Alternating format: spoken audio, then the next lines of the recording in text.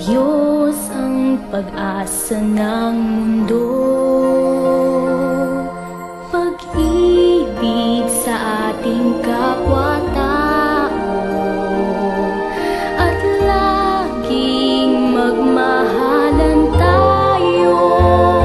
Yan ang lunas at ligaya at pag-asa ng bawat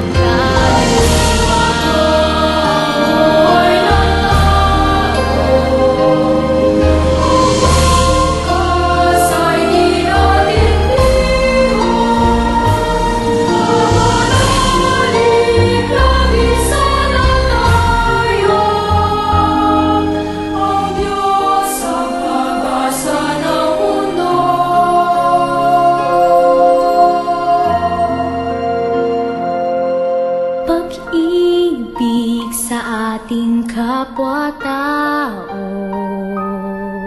at laging magmahalan tayo.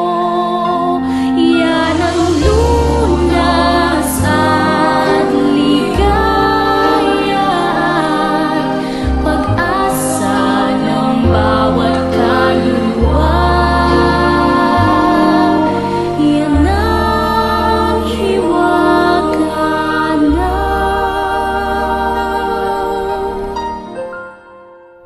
Buhay ng tao.